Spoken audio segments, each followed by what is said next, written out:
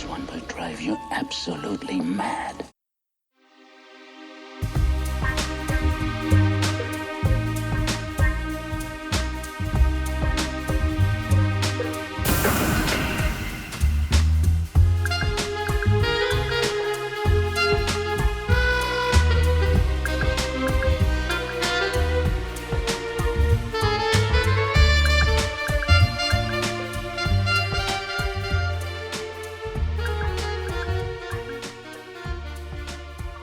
Hello, and welcome to Cynic Critique, where we get real with cult films. I'm your host, Thomas, and I'm here with my brother and co-host, my bro-host, Brian. Hello! After covering John Carpenter's The Thing for this again a few weeks ago, we decided to conclude what Carpenter refers to as his Apocalypse Trilogy, with 1987's Prince of Darkness and 1994's In the Mouth of Madness. So we'll get started with Prince of Darkness then. Yeah, Prince of Darkness from, as you already said, 1987. It started a month ago. What started? A change in the earth and the sky. Written by Martin Quatermass, which was a pseudonym Carpenter used based on a film from the 50s called The Quatermass Experiment. I can't remember the character's name off the top of my head, but I do have it written down, so we'll probably get to that in the trivia, to be honest. And directed by John Carpenter on a budget of $3 million. It grossed $14,182,579. The cast include Donald Pleasance as Priest. I can't believe he don't have another name other than Priest. And I don't remember them calling him anything different either in the film. If I'm right in closed captions, apparently he is something like Father Loomis. Oh, of course. Little Halloween reference. Yeah. Jameson Parker as Brian Marsh. Victor Wong as Professor Howard Barrack. Lisa Blount as Catherine Danforth. Dennis Dunn as Walter. Susan Blanchard as Kelly. Anne-Marie Howard as Susan Cabot. Anne Yen as Lisa. Ken Wright as Lomax. Dirk Blocker as Mullins. Jesse Lawrence Ferguson as Calder. Peter Jason as Dr. Paul Leahy. And I was going to say a guest spot, but it's more like a special role for Alice Cooper as Street Schizo, short for schizophrenic. Yeah. Probably want to get away with that term now for the film. And the synopsis, as IMDb has it, is a group of graduate students and scientists uncover an ancient canister in an abandoned church. But when they open the container, they inadvertently unleash a strange liquid and an evil force on all humanity. Do you want to start us off with your thoughts? Sure, why not? This is probably the worst one of the trilogy, as they say. I will say that. But I don't mean that in a bad way either. No, it's really sandwiched between some great films, I think. Yeah, and it's not really an official trilogy anyway. No, it's more of a thematic trilogy, isn't it? Yeah. Well, it's known as the Apocalypse Trilogy, so it's usually like sort of a looming apocalypse, I guess. But they all have influence from H.P. Lovecraft, which I'm sure we'll get into. Yeah, I mean, he's the king of cosmic horror, if you ask me. Yeah. But I remember you reading somewhere someone said like, oh, it's a well-paced film. Yeah, perfectly paced was their wording. Yeah, and not an official review, it was on a Reddit thread somewhere that I saw, yeah.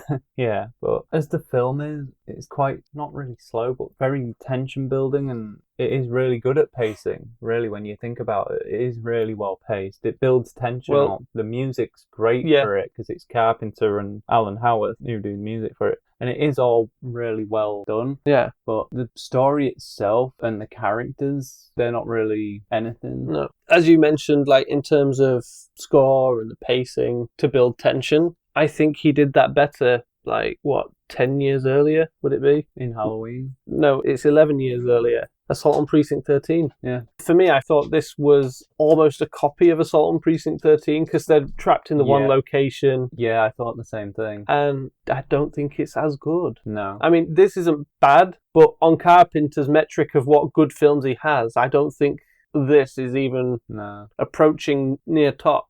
No, I don't even feel it's a budgetary thing either, because Assault on Precinct 13 and other films he does, like Halloween, they're not really high budget things. No. It's good, but it's just not great. Yeah. If this was one of the first Carpenter films I've seen, you probably won't watch another. No, I'd definitely watch more because it would seem better. Yeah. When you're familiar with the director's work, you're going in there expecting what you had already as your minimum from him. And I don't think it helps when the thing I watched really early in life, I feel that's an amazing film. Like, it's near unbeatable when it comes to horror and sci-fi and all that sort of in the genre of this. And then watching In the Mouth of Madness years later, I thought, yeah, this is a great film as well. And Yeah. then we come to this one, it's like, right, let's finally settle down and get around to watching Finishing this trilogy. Yeah, and it just doesn't hold up in comparison. No. I would say if you are going to watch the three of them, don't watch them in order of release. I personally would start with this one. Yeah. And then, I know you'll say save the thing till last, but I would say save In the Mouth of Madness till last. No, you got to end on Kurt Russell. That's what she said. I've given that joke way too much credit than it deserves. Yeah. By laughing at it myself. But no, even on this one, I don't feel the characters are particularly interesting. Well, for me, I have a bias because I'm not a fan of Donald Pleasance. I know, but he's not really in this as much as I thought he would be. No, but similar to Halloween, the whole crux on believing the evil that's coming Oh, yeah. is put up on him. I can't buy him as a serious man. Which is funny because during the filming of the scene where Donald Pleasance delivers "he's gaining strength" speech at the canister, Peter Jason said that when they were shooting the reverse angles, Pleasance was delivering his dialogue off camera whilst pulling the most hilarious faces. The other actors were concentrating so hard because they were trying not to laugh. Jason said that Pleasance was the funniest man who ever lived. I can believe that because I struggle to take him very seriously. Yeah. And I've never met him. I mean, he ruins Halloween. Halloween is a great movie, and you've got him there running around like it's pantomime.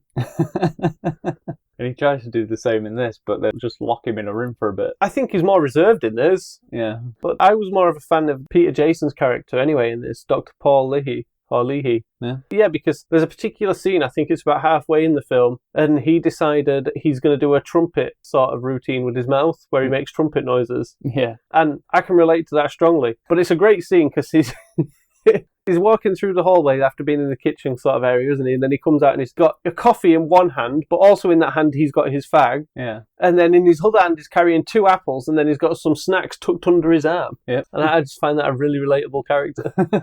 I mean, I don't smoke, but other than that, brilliant. I mean, as for other notes I've also made on this, instantly classic Carpenter music, and then f***ing Donald Unpleasance, I wrote. I'm proud of that one, Donald Unpleasance. I know you are. You actually said that one out loud. Yeah. Oh, damn. I thought I was saving that. No. I also wrote, I can't believe they've had Donald say pure evil in this one as well. He had to. It's his thing. Do you think there's the Donald Pleasance Pure Evil trilogy as well? Maybe. I also weren't impressed with Walter, Dennis Dunn's character. I mean, I was really liking him, and then he threw away an unfinished apple. Yeah. Like, he took a few bites out of it and threw it to the side. Yeah. That put me off him. That was weird. Not a big fan of wasting food, Thomas. Yeah. I wonder if it was 2 apples that Peter Jason was carrying earlier. There's also a stabbing scene in this. Yeah. I've wrote, this is one of the worst stabbing scenes I've seen for the man who made Halloween years before this. Yeah. Is that the one that the bag lady does? It might be. You just kind of see the knife go at it, but like it doesn't go anywhere. No. They move the background instead of the... Do they? Yeah. Right. Like she don't... Horrible scene. Yeah. And then this kind of spoils the end. But I've wrote, he was in that room with the axe the entire time. Damn you, Unpleasance. Which that line means nothing on its own. No. I'm sure they'll work it out when they watch the film. Yeah. Or if they've seen it, yeah. Yeah. And that just kind of bothered me. You'll say I'm biased, but Brian Marsh is the hero of this film. That's not really a bias. He was kind of the... Well, no. I'm not going to say anything about that, actually. If I'm right, there's a TV edit. I don't know if they're still there, that version. Oh. Where this whole film is just a dream from Brian Marsh's perspective. Oh. It cuts the scene out of him doing his card trick. Yeah. At the That's beginning. weird. And introduces him going to sleep. And then it ends with him with the usual ending. Yeah. And then one of the trailers apparently might have had a more creature-like thing in it. All right. But people speculate that they removed it and it works from the ending scene, which I don't really want to say what it is. Some people thought they might put the title card over, like, what is a creature in the ending scene. Right, okay. Because that magic trick was kind of improvised. Yeah. By, is it Peterson? No. Jameson Parker. Very Spider-Man. I can see how you got Peterson. Yeah. It was his idea to do the magic trick. Yeah. With the it's a magic trick, isn't it? I guess the card trick, as it was referred to in the trivia. Yeah. So. And it was Peter Jason's idea to do the trumpet mouth routine. Yeah. If I'm right, Peter Jason went to Carpenter about was it Peter Jason that went to Carpenter about the character, and Carpenter was just like, you tell me what the character is, sort of thing. I don't know. Yeah. And then that made me realise why some of the characters are so flat. Maybe they didn't really have any ideas of how to... I just thought it was weird because I have this from Carpenter.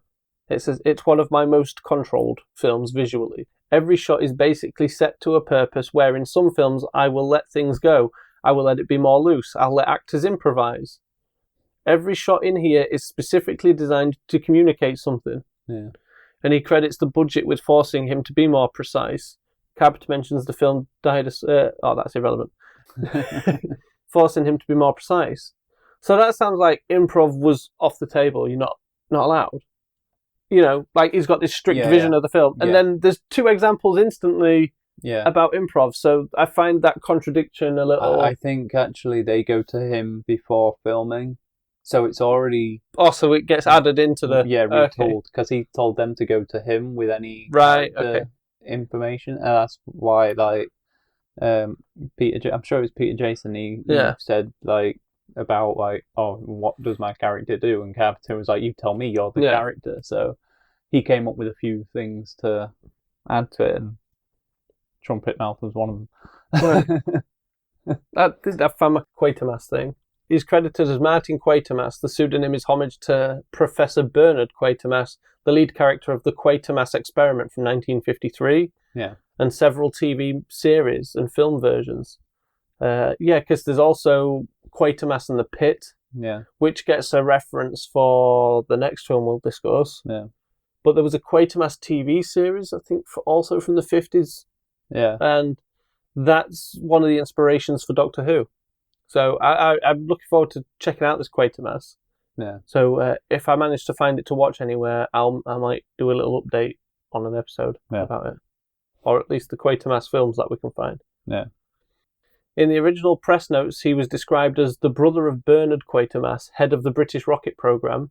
In a further nod to Carpenter's influences, the character Wyndham is named after science fiction author John Wyndham, and then Anne Howard's character is named after the star of The Wasp Woman from 1959, Susan Cabot. Yeah. Also on the commentary, when Martin Quatermass's name appears on screen, which, as I mentioned earlier, is the pseudonym of John Carpenter, Carpenter himself jokingly points out that he's a personal friend of mine, a fine, fine man. And Peter Jason asks what he's working on now, and Carpenter replies, I think he retired. I heard he's an alcoholic. He's writing, but nobody wants to read what he writes. Yeah. Yeah, this is him and Peter Jason's first, like, collaboration. Yeah. And then Peter Jason's in quite a lot of Carpenter films after this, including the next one. Yeah. We're going to discuss. Yeah. But yeah. Not a big part there, though, is he?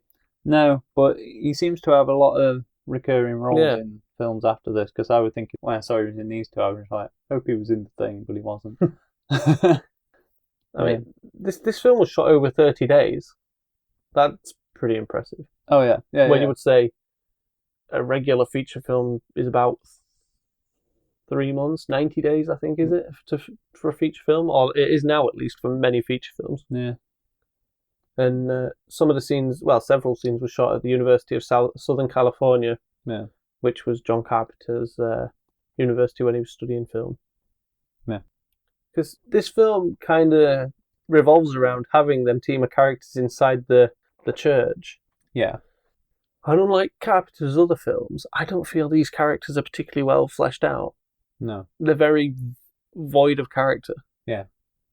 I don't know if that's with intent or not, but they're very hard to latch onto. Yeah. The 2 that I pointed out already, Trumpet Mouth and Magic Trick Man. No, it's is it Peter, one of them? No, Paul. Yeah. And Brian Marsh. Yeah. They're the only 2 that really seem to have any character in this entire film. I didn't mind. Well, there's Priest Loomis is apparently called. Father Loomis. I'm sure it's Father Loomis, but Lisa Blount's character, Catherine Danforth, she starts quite interesting, and that's due to conversations with Brian Marsh's character. Brian Marsh, that character. Is she his girlfriend? Like the love interest? Yeah, they're like sort of like into each other. Yeah, but into each other. Yeah, but interested in each other. for courting. Yeah. Courting. Such an old school word. Yeah, she seemed all right, and then I felt like she faded away in the middle, and then came back towards the end to finish the arc, sort of thing. And it's just, and the end's pretty good. There's a lot of good stuff in this, but yeah, there is. It's a lot of waiting around in the middle, I feel. But I also feel a lot of it is, unfortunately, like a lot of it is underdeveloped. Yeah. And I think the story feels underdeveloped. Yeah. I think the characters are certainly underdeveloped. Yeah. And I think the most interesting thing about this is the score. Yeah, yeah. But it's that classic retro Carpenter music you love. It genuinely builds a lot of tension. Yeah. Like I said, the tension's great, how it builds up, but at the end of the day, you're just kind of like, what's it so tense for? There's also some really good camera work. Yeah, because I don't feel like much is happening half the time, because I'm not invested in the characters or the story, so for me, I was just like, why is it so tense? I think the most I was interested in this film was actually at the scene where they're talking about quantum physics. Yeah. And Marsh is doing his card trick. Yeah.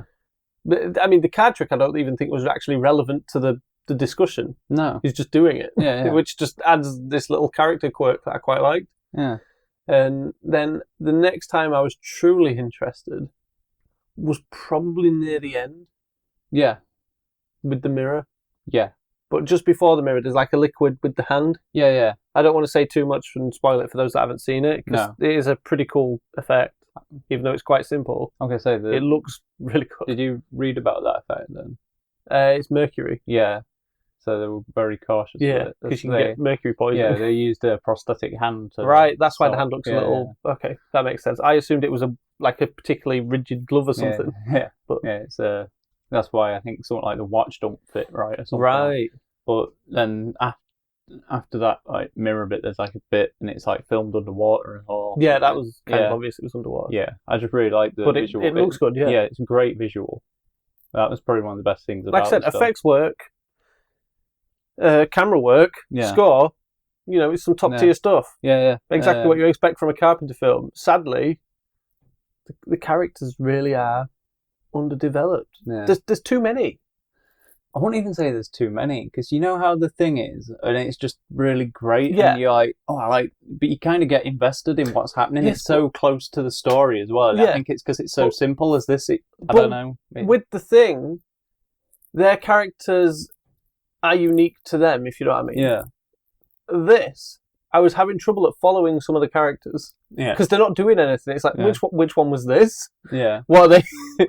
I feel like Carpenter was sort of inspired by how he did the thing and things like that, and then just kind of did this, and it's just like the weaker version. But because you keep getting the shots to outside of the schizos, they call them. Yeah. It really reminded me of Assault on Precinct 13, and that didn't help. I was just left wishing I was watching Assault on Precinct 13. Yeah, there's that and the thing, and they're great confined movies. Perfect, near enough for those sort of films. And then there's this, and it's like, this is also Carpenter? Yeah. Speaking of Assault on Precinct 13, you mentioned that Carpenter's had a few remakes. Yeah. Do you want to put a poll on this episode to vote if listeners want an episode where we discuss Carpenter remakes? Yeah. Well, it wouldn't be an episode, it'd probably be like another mini-series, I guess. Yeah. Like the Carpenter little season, yeah. Yeah, because there's The Fog, Assault on Precinct 13, Halloween. Yeah. And I'm sure there's another. God, Halloween going to Halloween 2 as well. Do we have to do Halloween 2? No. Thank God. But you get to watch Rob Zombie's Halloween 2. My second Now favourite. he's in. I'm back. Hook, line and sinker. I like Rob Zombie's Halloween 2. I know you do. Do you want to get into some Alice Cooper stuff? Yeah, go on then. I've probably already seen it. I was going to say. Apparently him Cooper and Carpenter apparently met at WrestleMania. I saw that. And which we're hoping to have plans for, like a special event for WrestleMania this year. Yeah. But I'm not sure yet how we're going to figure it out. But we've got some ideas brewing, haven't we? Anyway, I don't know. I'm assuming they're both wrestling fans and we're just there for fun. They were just there to see the Hulkster. Yeah, but Cooper. All right, brother. Yeah, Cooper was apparently interested in working with Carpenter because Cooper's manager was a producer on this film. I Okay. think it was this film he was going to be either producer on or something. Right, okay. And Cooper was sort of interested in what it was and wanted to get a look in at the like special effects and just stuff like that. But Carpenter was just like, no, I'm the role of like the street schizo. Yeah. And apparently, the kill that he does in this film is something that he also performed on stage or something, which I thought was quite. Yeah. I thought it was quite funny. But we both called it, and yeah, Alice Cooper's kill in this film is to one of his own songs. Like when he's killing one of the characters in this, it is playing one of the Alice Cooper songs, which is apparently the song "Prince of Darkness." Oh, written for the film? It wouldn't surprise me if it was already existing in Cooper's catalogue, but I'll have a quick look of its year. Although I bet if I search Alice Cooper, Prince of Darkness, you just get all these scenes. Yeah. The Prince of Darkness song was 87. Yeah, right. So it could have been the one in the end credits then. I think there was a song in the end credits. There was a whole album called Prince of Darkness, which released in 89. Yeah, I thought so. Prince of Darkness was the first track on it. There's also a track called Teenage Frankenstein, but there's not much really written about the album on the Wikipedia page for it. No. But I would guess that song was written for the film, though. Yeah, it wouldn't surprise me. I mean, they wanted to work together, so you might as well get the benefits, don't you? Yeah. Get into a couple of the stuff. Okay. One of the characters, Kelly, she gets marked, doesn't she? Yes. It's like she gets like a symbol on her arm. Yeah, it's like the upside down cross with a hook. Yeah. Did you see about that? No. Right. Well, that was apparently, they say it was taken from Blue Oyster Cult's 1972 album. Okay. I knew that. I thought that's what the symbol was. But it is the symbol. Supernatural. I'll get into that. Well, apparently it is the symbol of Kronos, Saturn, which is very similar to the ancient Greek symbol of chaos. But all I was thinking was supernatural. Did Supernatural's episode Hell House take from this sort of? I can't remember if it's the same symbol. It's that symbol. I'm going to say I believe it is that symbol. So I'm certain it's that symbol. Yeah. So it just made me laugh just thinking about it, and then I was just thinking I didn't mention Supernatural when we discussed the Fly. Oh yeah, because the Rougarou episode. Yeah, and that upset me. Yeah, but I got it in here on this one. Yeah. Anyway, it's good to get in Supernatural where you can. Yeah. Especially good Supernatural. Yeah, and the recurring dream in this film that a lot of people had. Well, most of them. I didn't. Well, you were awake, but the recurring dream that characters had in this film was apparently shot on video and then filmed off a television screen as well. I saw that. Yeah, I thought it was quite cool.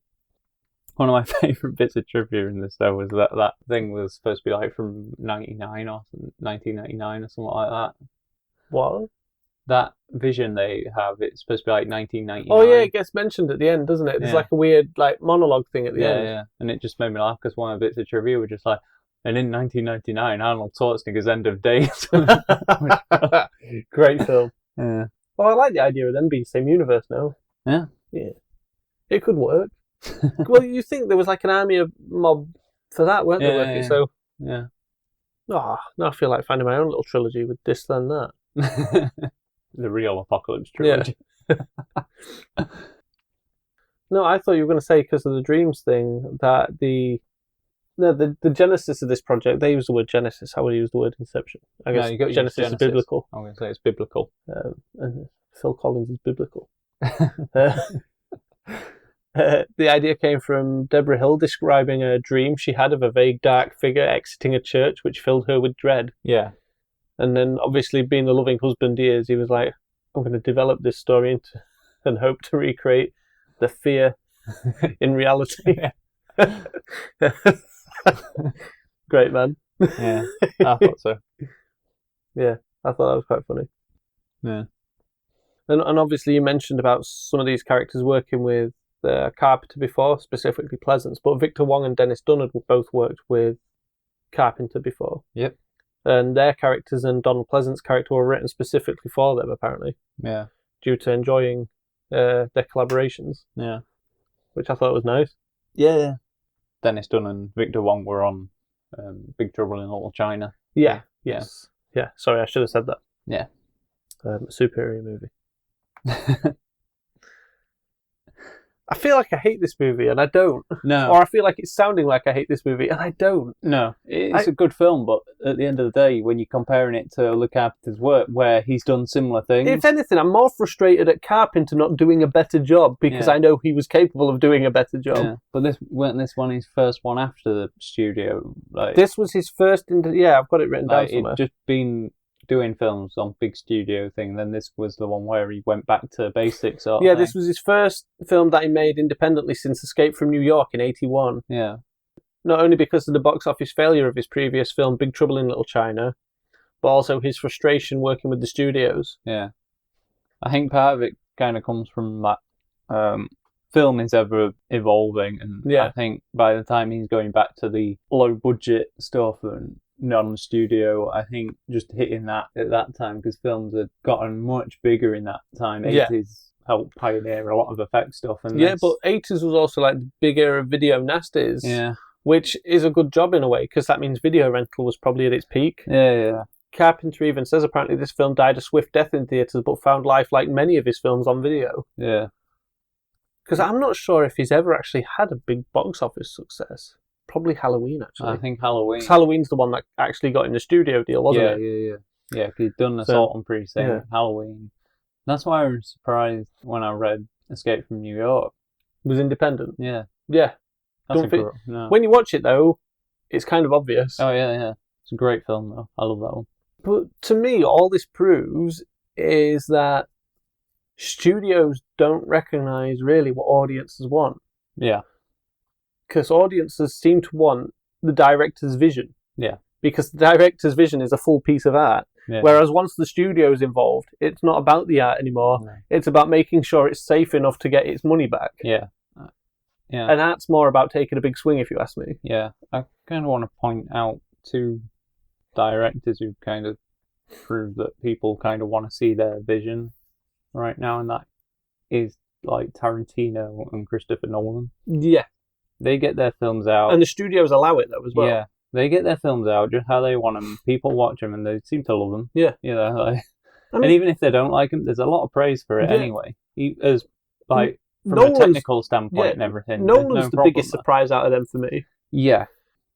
I mean, sci-fi seems to be a bigger genre now because we've got Dune that's doing quite well. Yeah. But some of Nolan's films, I would not have said they would be mainstream films. If somebody had showed me Interstellar and I'm out of the loop of what audiences are watching, I'd go like, this film bombed, didn't it? No, nobody liked it. And I'm like, no, actually, people really like this. Yeah. And same with Inception. Yeah. But then I guess you've got to remember The Matrix was sci-fi, and but that's also got a lot of them big action scenes and the spectacle that audiences like. Yeah.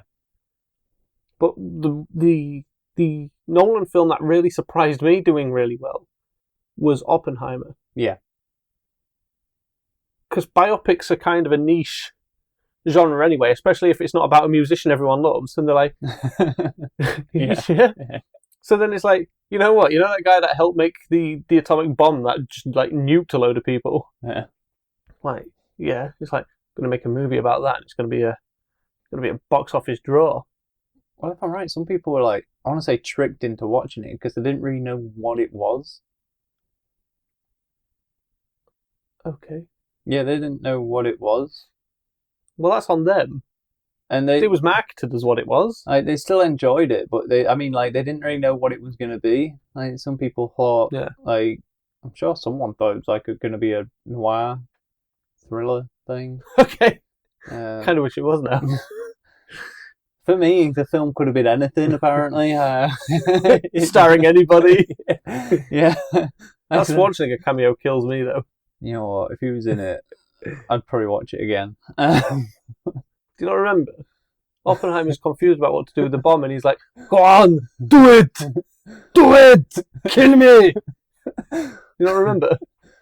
That scene seems oddly familiar, so it must have happened.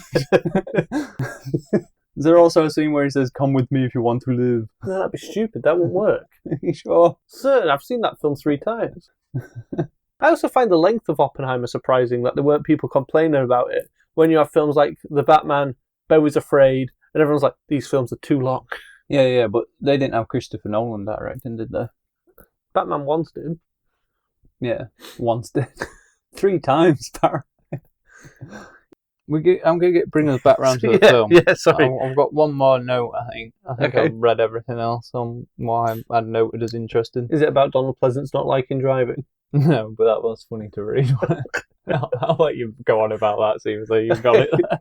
Apparently Donald Pleasance wasn't keen on driving and got lost once coming to the set, which caused him to be late on his first day. The incident led to having other people drive him around. I got to take him back home to the Chateau Marmont one day, says Peter Jason, and I'm telling you, it was the most fun I ever had. He was scared to death the whole way. I want to know what Peter Jason's driving's like. I don't know about you, but when I was reading trivia for this, all I was thinking is like, I want to see more Peter Jason, not in film, but just I just want to sit down and talk to him. He seems like a funny guy. I think I'd have a lot in common with him. That trumpet mouth routine really sold me on it. You even said, "That's like you." It's mainly the cigarette that sold me on it, though. But you said that was not you. No, I don't smoke. Anyway, I had one more thing I wanted to mention. Is it about the score? What do you have about the score? That it was completed in 4 to 5 weeks. Oh, is this the one where he's on about Mickey Mouse? Yes. Do you want me to go through it? Yeah, you go through it. Okay. John Carpenter and Alan Howarth completed the score in 4 to 5 weeks. All my scores are basically improvised, he says. I don't know who that is he says. I'm assuming Carpenter himself. Carpenter, yeah. He watches the scenes on a TV set and creates the themes on the spot using a 24-track recorder linked into the film to layer in sounds. There's 2 kinds of scoring in movies. This is him talking now. There's 2 kinds of scoring in movies. One is the kind of underscore minimalist idea, and one is Mickey Mousing. The latter was made famous by Max Steiner, Casablanca, Gone with the Wind. For instance, in King Kong, every step that King Kong made is scored boom, boom, boom, boom. Every emotion is scored. That's Mickey Mousing. Carpenter's opinion of the style in general is that everything is scored so heavily that you haven't got a chance to miss anything. He also adds that John Williams is the biggest, most famous Mickey Mouser of all. I mean, due to his late work with Disney, I'd believe it. Yeah. Also, I don't like the term Mickey Mouser. I don't know. It sounds a little gross to me. Okay. Yeah, that's all I've got for notes on this. Oh. Because I don't think I got through all the trivia. I got busy doing some other things. Like other trivia. Yeah. Anyway, the last thing I have is that each time character watches the skies in this, you see the crescent moon aligned with the sun. Okay. And this is apparently a nod to 2001: A Space Odyssey. Okay. When the human ancestors are watching, they see a similar alignment. Alright, cool. Yeah. Well, great little nod. Yeah, I thought so. That's really how we should have got onto Christopher Nolan. I mean, if you want to mention briefly about other film references, though, I have one thing that I was going to leave off, but seeing as though you mentioned it. When Brian and Catherine are in bed in the morning, Brian says to her, "Who was he, the one that gave you such a high opinion of men?" This is a fairly well-known quote, among others, from To Have and Have Not from 44. Only the sexes are reversed here. The original has Lauren Bacall saying, "Who was the girl, Steve?" To which Humphrey Bogart replies, "Who was the girl?" And she responds, "The one who left you with such a high opinion of women." Sorry, I thought I'd get a Humphrey Bogart thing in there. Yeah. Well, I could. Do you want to do what we did on the Turtles one, and I'll try and find that quote and throw it in? Oh, pretty please. Who was the girl, Steve? Who was what girl? The one who left you with such a high opinion of women. She must have been quite a gal. I feel like I've maybe convinced people not to watch this movie. No. I'm sorry, Slim. So I'll remind people there is a Reddit thread discussing how perfectly paced this movie is. I don't recommend they actually read that, though, because they might actually think this is really good. But like I said, the more I think about it, I think, yeah, it is well paced. It builds tension really well. Yeah. It is actually a very well paced. Unfortunately, the characters are not enough. The story, I don't feel there's enough there. Even though the whole film is obviously set around that premise, it just doesn't feel that. I like the idea that Carpenter wanted to merge quantum physics with religious aspects. Yeah, but sadly, I don't think it's done it enough. No. But this feels, in that sense, a precursor to Event Horizon. Yeah. Which stars Samuel Nielsen. I don't know who that is, but yeah, Sam Neill. Is who I assume you're thinking of. Yes. Samuel Nielsen. God, unfortunately, I don't have a quote of him correcting how to say his name. But yeah. Yeah, so it's... Why do you think he's more of a Samantha? Well, Sam's got to be short for something. Sam Neill. That's it. That's his name. Yeah, but it must be a Samuel, right? No, he's just Sam Neill. No one's just Sam. Sam's always short for something. No, not Sam Neill. He is just Sam Neill. That's it. That's his name. If you are called just Sam, just Sam. Who's that? Please get in touch with us. Is that Justin Sampson? What a great name, Justin Sampson. Just Sam, please. If you're Justin Sampson, please get in touch and we'll see if we can get a comic deal. Oh dear. You going to move us on? Yeah. We'll give them move us on. Yeah. Because I think we are in the mouth of madness now. Yeah. You are. Yeah, 1994 is in the mouth of madness. It's a setup. I just have to work out how it's set up. Kane's writing has been known to have an effect on his readers. It's also directed by John Carpenter. This time it's written by Michael DeLuca. It was on a budget of $8 million. And it grossed. Did you see how much it grossed? No, I didn't. I was shocked by this. It was on a budget of $8 million? Yeah. I bet it grossed like 3. Remember the last film somehow grossed 14 million? Yeah. Right. Have that in mind. Where do you think this one lays on a budget of 8 million? Well, I think it should be more than 14, but I have a feeling it's grossing like 3. Right, I'll tell you. It grossed $8,926,413. So it only just made its money back? Yes, and that's what IMDb says. And what was the budget, did you say? $8 million. Jesus. I'm just going to check that again because I wrote that down and I still can't believe it. I'm looking at the numbers and that's what IMDb says. So IMDb might be wrong. But What are the numbers again? budget $8 million. Yeah. And it grossed $8,926,413 according to IMDb. That said worldwide. That's sad. Yeah. This is a great film. Yeah. Upon rewatching it for this episode, I was saying to you, this might actually be my favourite John Carpenter movie. And I said you're wrong. Anyway, it stars Sam Neill as John Trent, Julie Carmen as Linda Stiles, and Jürgen Prochnow as Sutter Kane. And the synopsis: an insurance investigator begins discovering that the impact that a horror writer's books have on his fans is more than inspirational. God, that was weird to say. You've said your thoughts on this. You think this might be your favourite John Carpenter film? Yes, I do. I think you're wrong. I think I'm right that this is my favourite John Carpenter movie. We'll forget you said that. But Although okay. I do love Assault on Precinct 13. And maybe on a Thing. rewatch that might be my An favourite. Escape from New York. Yeah. But I think this is better than And those. Halloween. I think this is better than those. It's better than Halloween. It's got a great ending.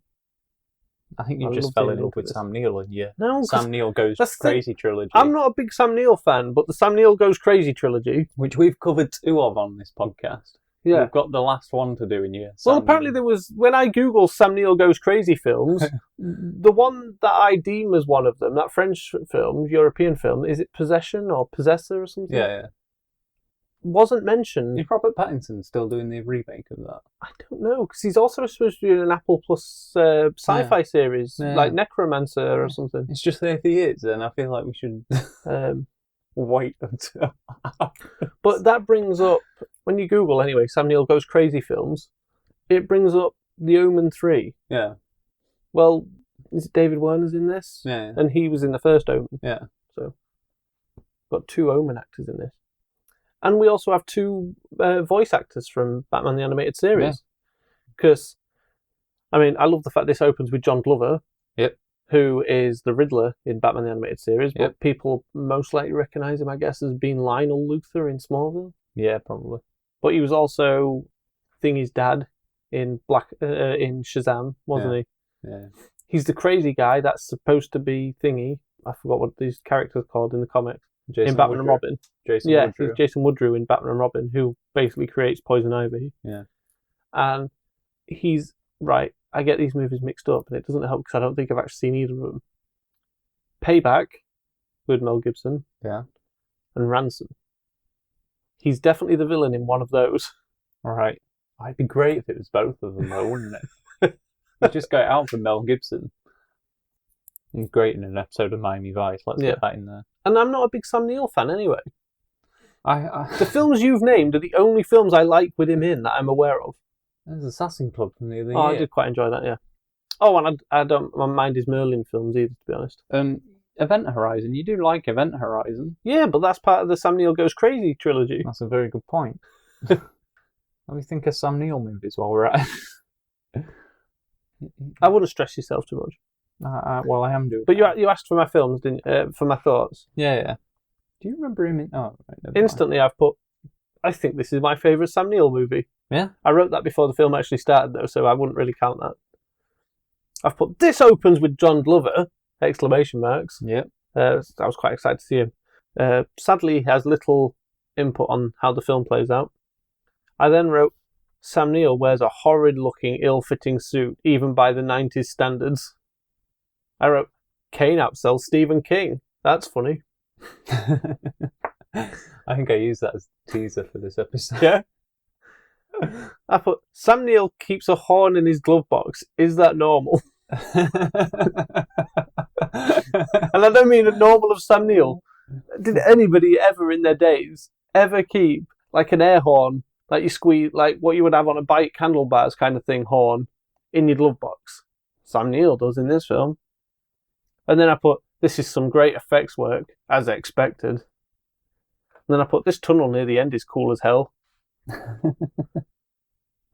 So you just reminded me going on about effects work.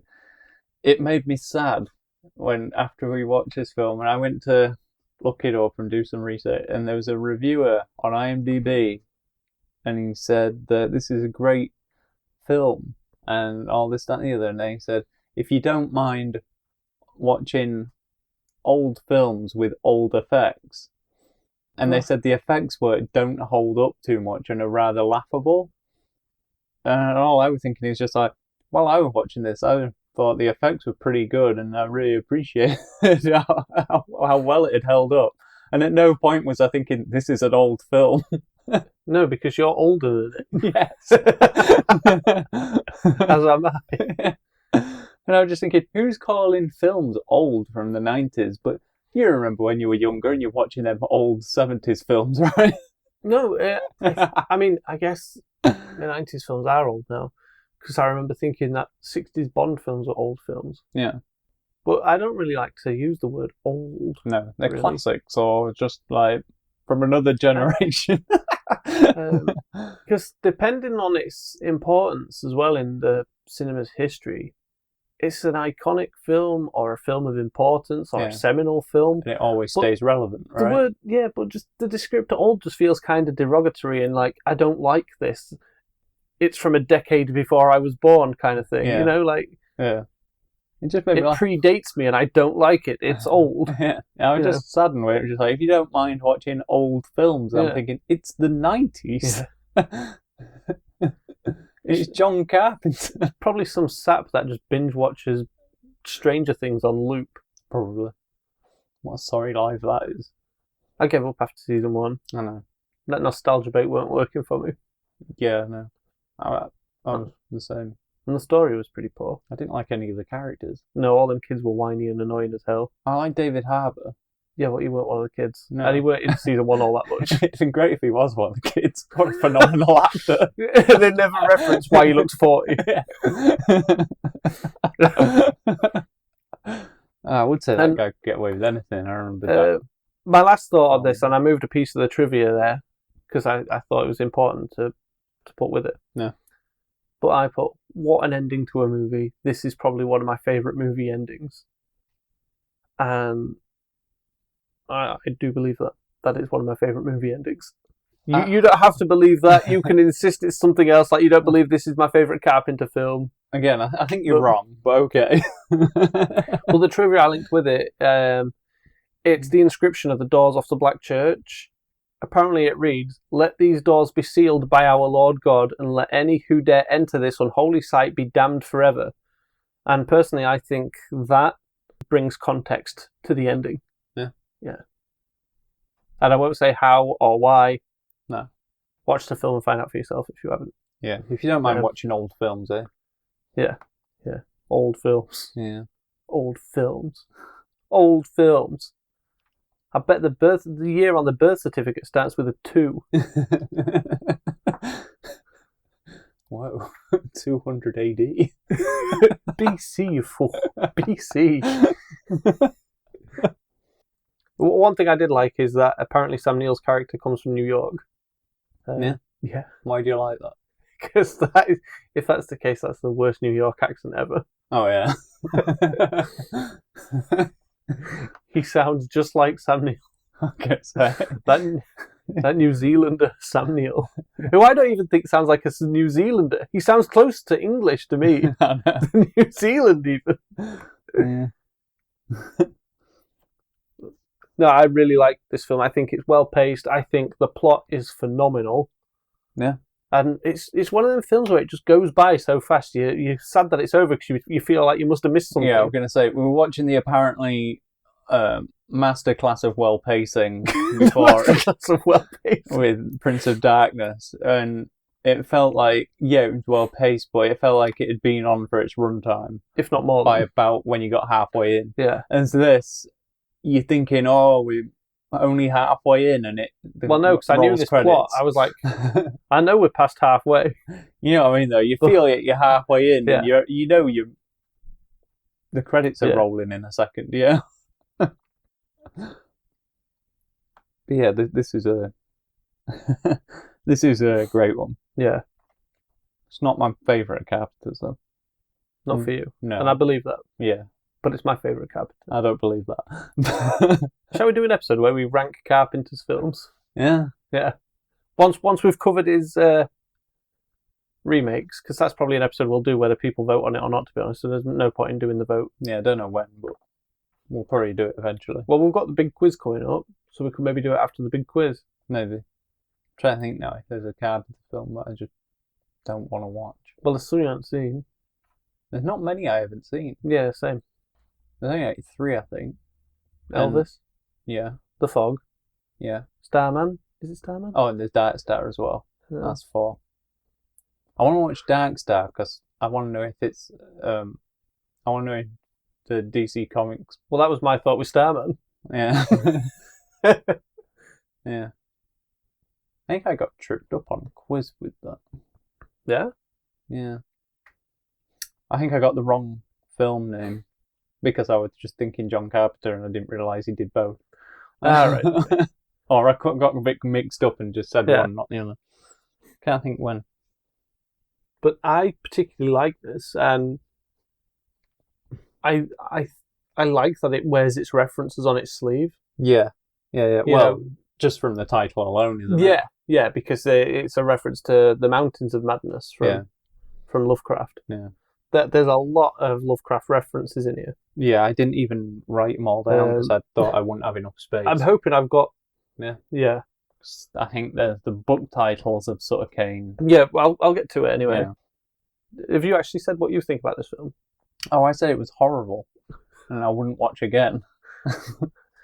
You were like, in the mouth of madness? That sounds so perverse. No, thank you. I thought it was gross. I thought we were going to be watching Sam Neill eat for like God knows how long. You know, similar to Dennis Quaid. Oh, with the prawns. Yeah, I thought it was going to be like that, but with Sam Neill. Such a good film. Have you seen who was up for the role of John Trent?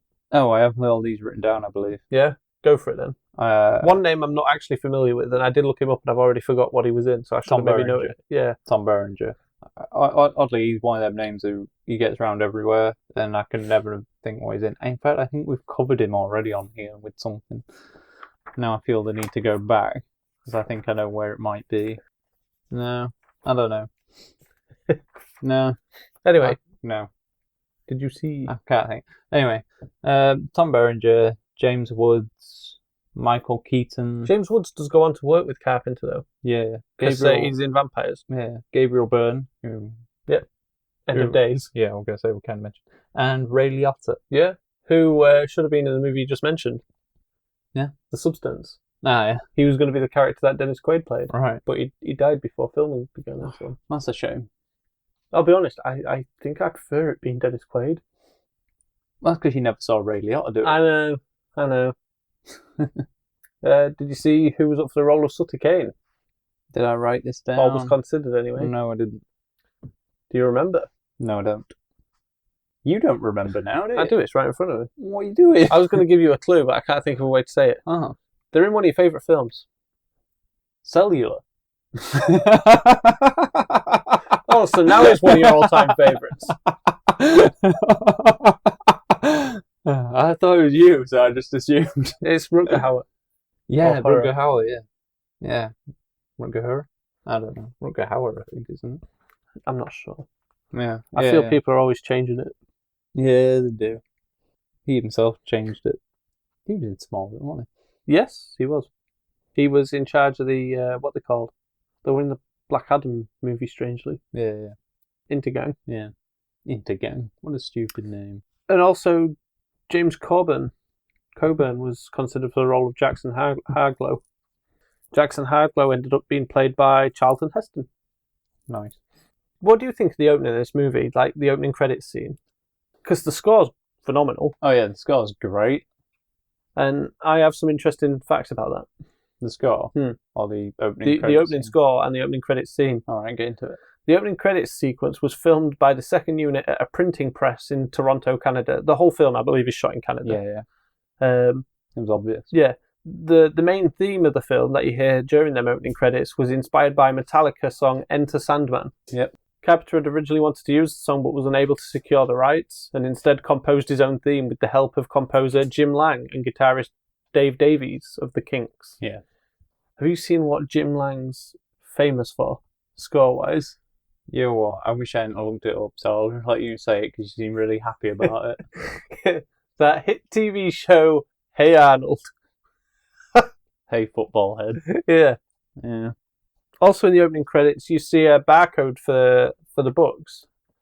The barcode is terrible. Yeah. It's 01234567890. Yep. I didn't even have to finish looking to read that. No, I could have told you without looking at it. Yeah, probably. I just wanted to make sure that there was O's at the end, beginning. I knew. But apparently that barcode is on every Sutter Kane novel. Yeah. So they must all be the same price. Yeah. And if you buy like all 8 of his books, or however many books there were, I'm not sure. Yeah, scan it once. Yeah. Same one 9 times or whatever. But if you want to return it, how do you prove that's the book you bought? Exactly. Who knows? Terrible marketing. And it seems as though I've mentioned about the opening credits. Oddly, I felt like it added to the madness of them all just bleeding into one. Yeah, which is a really... Well, that's why I wondered if it was actually a purposely intent thing for, to be honest. Did you see the fun about the end credits? I don't think any of the lead characters... None of the main characters are listed. Yeah. Which I think is brilliant, because it kind of plays into like the final shot. Yeah, I can't spoil it too much. Yeah. And also during the credits, right at the very end, just after the SPCA disclaimer about animals being monitored and unharmed, the text reads, "Human interactions monitored by the Intergalactic Psychiatric Institute. The body count was high, casualties heavy." Yeah. And I mentioned briefly that Charlton Heston was in this film. He's not really in it much, because he's the publisher, the head publisher of I believe so. of where the books are made. I believe it was. Yeah. Anyway. I forgot the actress's name who plays Linda, because I ain't got that written down. Julie Carmen.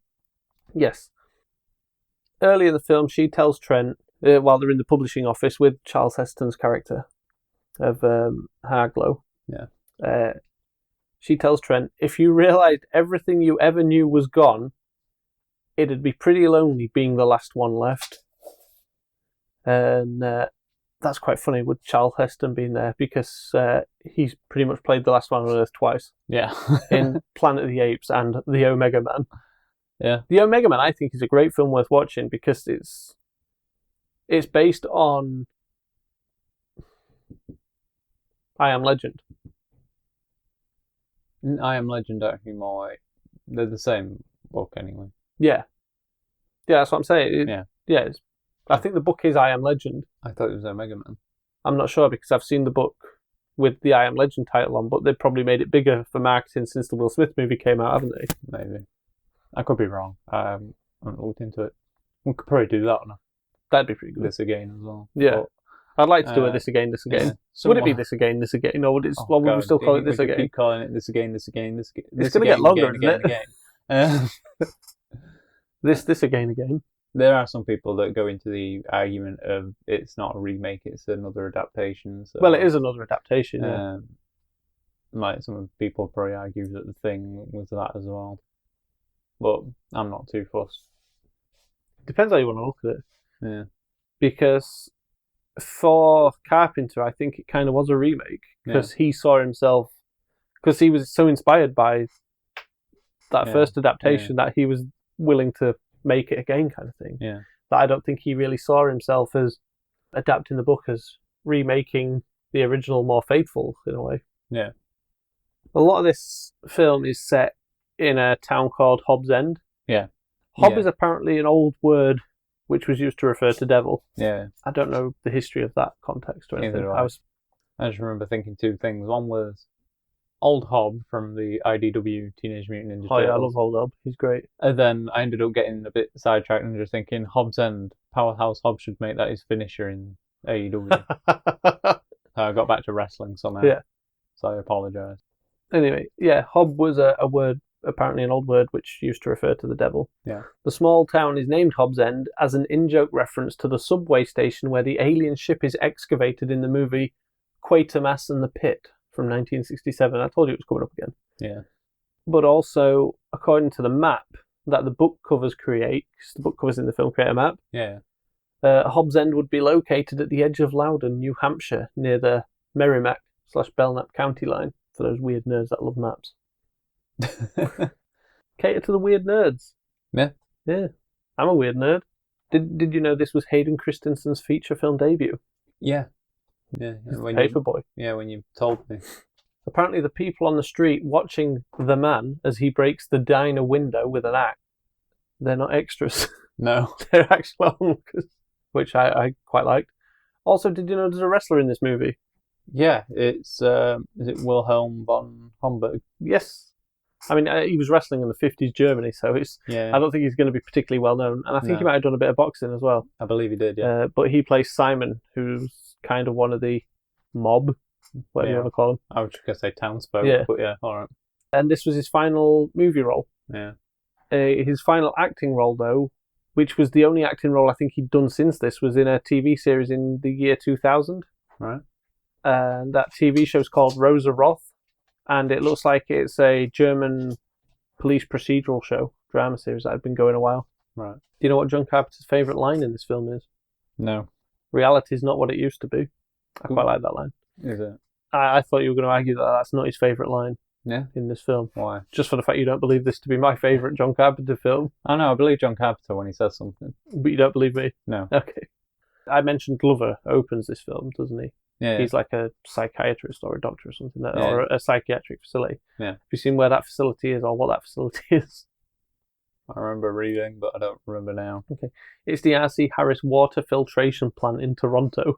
Right. It was used for exterior and interior shots of the asylum, but it's mostly at the beginning of the film anyway. Yeah. But it's on the beaches area of Toronto. Is that your new holiday destination or something? It's been included in other movies, yet the only one it listed was the Island Fortress in Undercover Brother from 2002, which is such a good film. Yeah.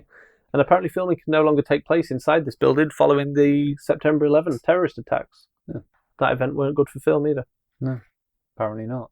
Do you want to get into your stuff on this? Such as? Whatever you want to go for. Can we start with my favourite thing then? Go on then. I don't believe it's your favourite. You don't have to. Well, it's the... I'm assuming you saw this, but the keys that Julie Carmen ate. Oh yeah, they were made of pasta. Yeah. And all I thought, after reading that, is I just want a pair of keys made out of pasta.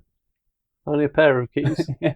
Oh, why do you think I should have more than? Have the whole set, yeah. Set of keys made of pasta. Yeah. Can you pasta keys, please?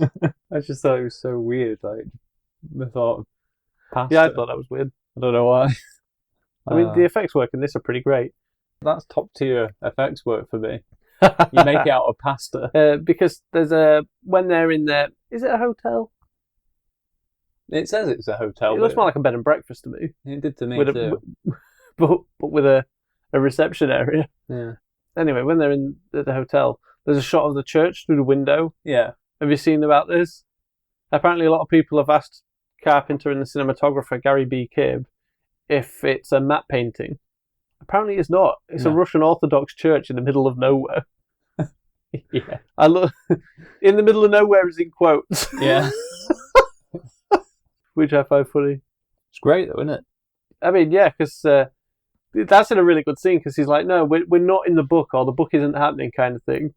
Yeah. And he's like, look, and he opens the window and he's like, see, there should be a church here with like onions tops or something like that. Isn't it? Yeah.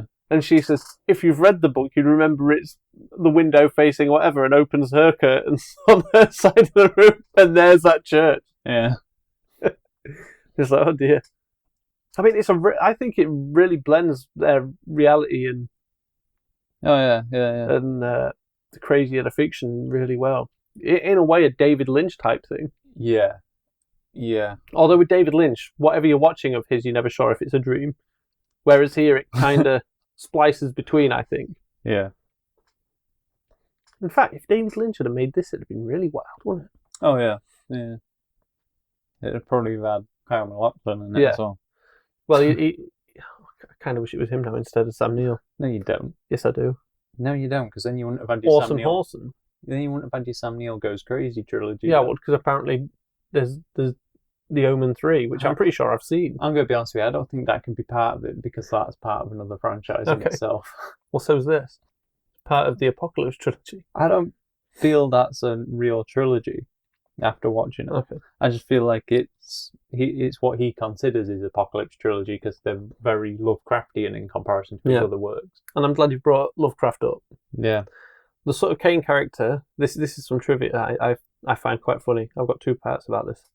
The Sutter Kane character is clearly based on John Carpenter's friend Stephen King, even referencing King's New England roots with Hobbs End filling in for King's Castle Rock. Carpenter directed a film version of King's Christine in '83. Additionally, Michael DeLuca had previously written the screenplay for King's adaptation, The Lawnmower Man, in '87. I believe that's just a short film and nobody liked it. However, the characters say that Sutter Kane is even more popular than Stephen King, which is something I already credited in my thoughts because I thought that was funny. Although Sutter Kane might appear to be representative of Stephen King, he's more likely to be based on H.P. Lovecraft, and Hobbs End is based on Lovecraft's Arkham, rather than King's Castle Rock, which I actually think is most likely. The plot of the film also more closely resembles something Lovecraft might have even written, focusing on the effects that horrific occurrences have on one's sanity, rather than on the external horrors that most of King's writing leans towards. Even the title In the Mouth of Madness appears to be a homage to Lovecraft and his story at the Mountains of Madness, which I already said about that. Although it says about I think it's definitely more H.P. Lovecraft than Stephen King. I think it's the fact they've gave him a name more similar to Stephen King with the Kane thing. Yeah. But Stephen King has actually written a Lovecraftian story, did you know? He wrote a short story called Crouch End. It was published in 1980 in the anthology New Tales of the Cthulhu Mythos, with a reworked version later appearing in King's 1993 anthology Nightmares and Dreamscapes. In the story, a man and woman visit an English suburb called Crouch End, where they become stranded and are unable to leave. They are taunted, tormented, and chased by a pair of deformed, otherworldly children who later summon a Lovecraftian old god. Some aspects of King's Crouch End bear great resemblance to the film's town of Hobbs End. I do believe that to be true. But I would say it's more of an analogue of Lovecraft, but there's no reason it's not both, because they're very both prolific horror writers. Yeah. Sutter Kane novels, which Trent uses to track down the town of Hobbs End, are the following: The Hobbs End Horror, The Feeding, The Whisper in the Dark, Something in the Cellar, The Breathing Tunnel, and Haunter Out of Time. All these titles are direct references to Lovecraft's work and direct inspiration for this movie. These are The Dunwich Horror, The Whisper in Darkness, The Rats in the Walls, The Thing in the Doorstep, The Shadow Out of Time, and The Haunter of the Dark. And then obviously the title is a reference to Lovecraft. Yeah. So, which keeps coming up in the trivia. Yeah.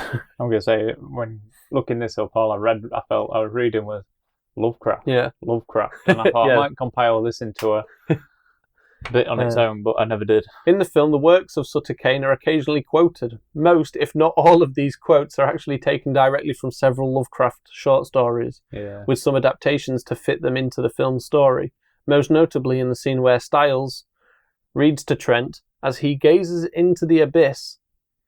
Her speech lifts much of its description, including such elements as the illimitable gulf of the unknown, from the last few paragraphs of Lovecraft's The Rats in the Walls. In an earlier scene as well, Trent reads a line, verbatim from Lovecraft's The Haunter of the Dark, in reference to the Black Church being the seat of an evil older than mankind and wider than the known universe. References to the Old Ones by Sutter Kane, along with certain representations of monsters printed in his book and latter brought to life, are allusions to the Cthulhu mythos, a series of stories by H.P. Lovecraft and continued by other writers into modern times, in the sense one could consider In the Mouth of Madness John Carpenter's own contribution to the Cthulhu mythos, which I particularly enjoy.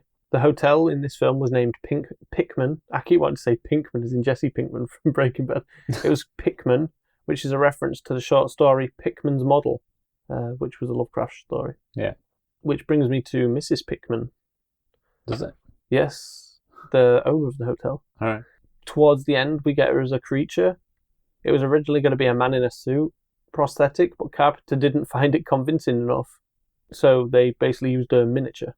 That's why Sam Neill doesn't really approach the creature. Yeah. And it's why he never went closer to it in the shot. That upset you at all? A little bit, yeah. Sam Neill cut his neck in this film. I assume you saw that. Yeah. Yeah, with a piece of glass. Well, fake glass, probably. To be fair, I thought you were going to say that he... was a director. Yeah, it made me laugh when it said he was a director. I wondered what he directed, and I was like, I don't really know these things. Nothing of anything known. They're all... What were they, from the 70s? Yeah, I was like, sorry, Sam Neill. All shorts, mostly, with like 2 features, and I think one was a documentary. Yeah, I was just like, sorry, Sam Neill, I don't really recognise any of this. Because it was his idea to shoot some of the scenes in the hotel from above. Yeah. And Carpenter like that. Yeah. And there's a film that Sam Neill's actually watching. I think it's when he's in the hotel towards the end of the movie. It's one of John Carpenter's favourite monster movies from when he was a kid. It's Robot Monster from 1953. Yeah. I love old film titles. It just sounds like words I'd slapped together when I was 5. Yeah. Like Murder Hawk Monster. Lance Archer. Yeah. That AEW wrestler you love. He's great. Everybody dies. Yeah. Oh, no. I'm going to end up putting that in here as well, aren't I? As I already mentioned, effects as well with the thing. Have you seen that the creatures that you get at the end, where he's chased through the tunnel? It was going to be separate individual monsters created, but it didn't work out. Yeah. So it's a full-sized animatronic wall that took 30 people to work. Amazing, right? And it's cranked along on like a wheel base. Yeah. I want that monster wall. It'd be an amazing prop to own. Then it seems to get referred to in the trivia anyway as Wall of Monsters. Yeah. They apparently accidentally ran over Greg Nicotero's foot. I was supposed to look him up. They say it was an accident, but I believe it was on purpose. I'm guessing he's the effects guy on the film. I would guess.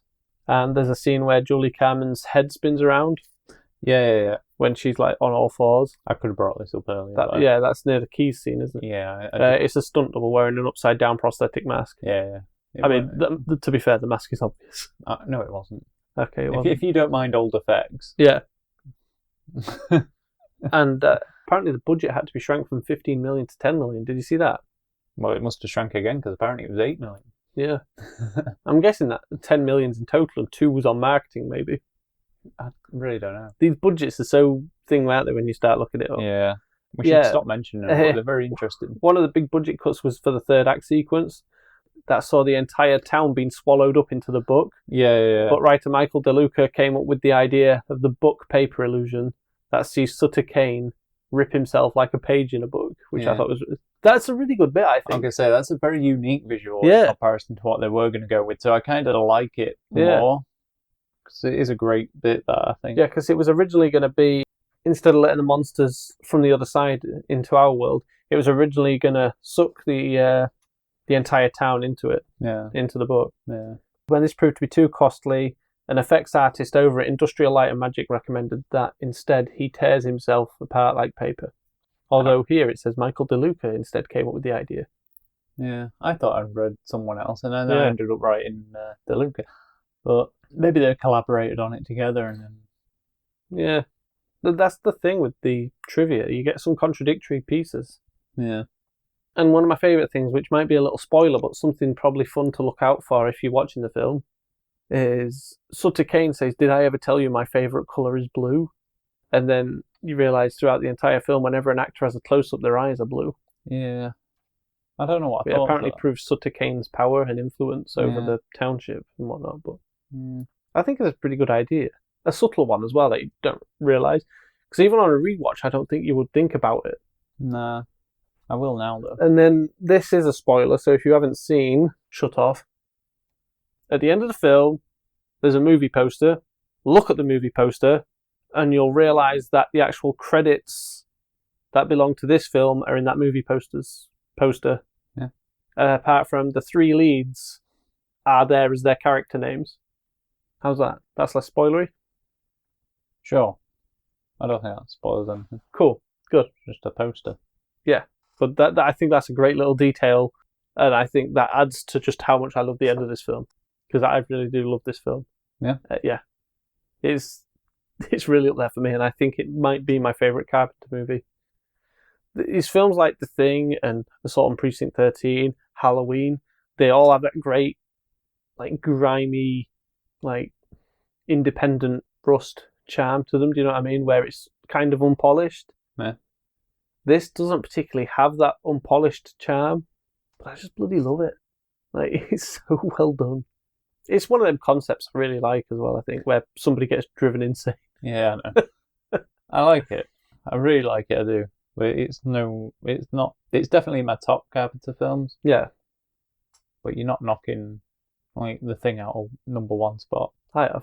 You're not I'm knocking. not sure if The Thing was ever my number 1 You're not Carpenter knocking film, Escape from New York from number 2. I don't think. And you're not taking Assault on Precinct 13 from number I 3. love Assault on Precinct 13. In fact, that might be number 2. That and Escape from New York kind of So swap. you're not sure, are you? Them two Maybe we should do a Carpenter Them rank. two kind of swap every so often. What do you reckon? Where we just, like, instead of reviewing some films, we just, like, pick a director and rank their films? You get to the top 4 of Carpenter films and we just kind of keep... Although I'm not a big fan of the ranking thing. Nah. I see people share their rankings on podcasts and videos, and it's Yeah. like, I'm really not interested in your order of events. Your order of events. Like, Sorry. Then you're putting them in year order. Yeah, sorry. Their Or order chronological order. I'm just not interested in how they order their Yeah. favourites, because they're their favourites. Yeah. Like when they're doing Carpenter films, they're putting them in chronological order and they're like, Escape from New York and Escape from LA are last. If it's like a top 5, and obviously the director's done more than 5, Yeah. that just interests me a little to see what films are in their top 5, but I'm not particularly bothered about what order they've put them in. I'm just more interested in which out of that body of work do they prefer. Let's have an argument. A discussion. It'll become an argument with you. You always turn everything into an argument. That's where you're wrong. I'm not having this argument again. That's where you're wrong. God damn it. But should we briefly say about how these do tie into The Thing? I think we've kind of said it, or I have numerous times, in the fact they are sort of John Carpenter's apocalypse trilogy, end of the world themes, and they are the only ones I can think of that are very Lovecraftian of his films. Yeah, with that like cosmic horror, I guess. Yeah. Although I'm not sure if The Thing is all that Lovecraftian. That's Lovecraftian. Yeah? It's based on the Mountains of Madness as well. The Thing? Is it? Kind of, yeah. In the fact it's just some researchers. It's and they find this creature. Arctic setting and the creature. Yeah. The creature itself is rather Lovecraftian as well, yeah. in a sense. They don't know where it's come from. It kind of takes them Yeah. on one by one, and it's like the beginning of it, I guess. What I which is do kinda cool. particularly like with the 3 of these is I think The Thing is more sci-fi. Yeah. He tries to blur sci-fi and religion with Prince of Darkness. Yeah. I'm not sure it gels all that well for me. Is it the computer scenes? Oh, I forgot about them. They're weird, aren't they? Yeah. They're just typing messages into the computer and you're Yeah. like, oh, okay. Almost as good as The Fly. Almost. The Fly is a brilliant film. And then this is more, I would say more so religious, but it also leans into that cosmic thing with this dimension sort of idea and the blurring of fiction. Yeah. This is definitely my favourite anyway. I love how... I love films where people get drawn crazy, especially when it's related into literature in a way, like Secret Window and that sort of thing. Well, that's why your favourite trilogy of all time is the Sam Neill Goes Crazy trilogy, isn't it? It's a great trilogy. Yeah. Maybe I should add that on my letterbox. And they're all different as well. Yeah. Shall I wrap us up, or do you have any closing thoughts? Because I would say for Carpenter completionists, don't skip Prince of Darkness. Oh, no, because it's better than some other ones he did. And I would say, if you're strapped for time and you really want to watch one of these films, pick At the Mouth of Madness. Or In the Mouth of Madness, should I say. Yeah, out of these two, yeah. Yeah. Definitely out of these two. If you're not about the Apocalypse trilogy as a whole, The Thing is the obvious one to go for. To skip. No, to watch. They've most likely seen The Thing, though. I guess so I would say this one. That's why everyone will say watch The Thing. Yeah. This is probably Carpenter's most underrated film. Definitely. It barely gets talked about. Yeah. Or I've rarely seen it get talked about when Carpenter's mentioned. Yeah.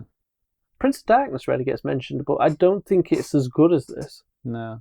I mean, there's a great idea there, but as I've already said, I feel it's underdeveloped. Yeah.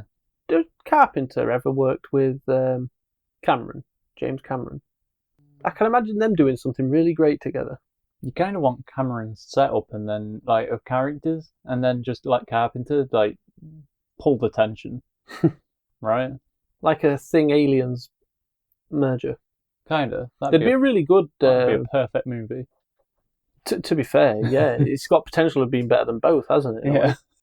It's similar to Starship Troopers, but a little more serious and horror. I don't know about that, but yeah. It'd definitely be a good film if someone could tap into that. Yeah. Sorry, what were your closing thoughts? Oh, we hate these films. Yeah. Never watch again. I think I agree with you on that. No, you don't.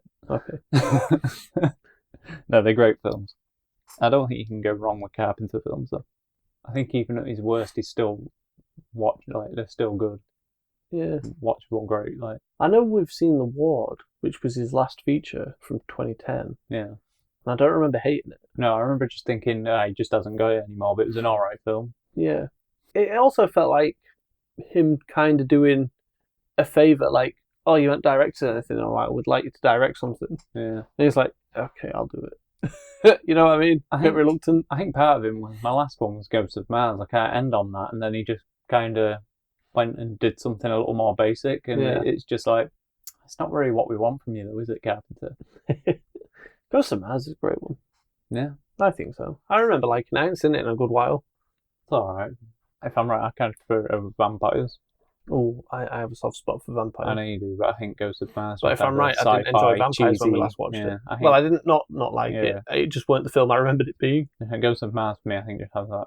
But I think Vampires might be my first Carpenter film. Yeah, and then Ghosts of Mars, I think. Yeah. Clearly his best too. Anyway. How can you say that? Shall I wrap us up? Sure. I've run out of paper. Just get on with it. So that's the end of the show, possibly the end of the world. Thank you for joining us this week, and if you haven't already, click like and subscribe. A glowing review would also be appreciated. We are Cynic_critique on X and Instagram, and Cynic-critique on Blue Sky. Links to those and more can be found in the show's description. As for next week, we've moved on from the possibility of hell on earth and the coming of the devil figure to discuss a particular devil, Daredevil. As he has a new outing with Disney's Daredevil Born Again series, we thought, why not discuss his first venture into film before Charlie Cox ever took on the role? That's right, we'll be talking 1989's The Trial of the Incredible Hulk, a TV movie, and 2003's Daredevil. To complete the set also, we'll throw in 2005's Electra. Thank you, and goodbye. Goodbye.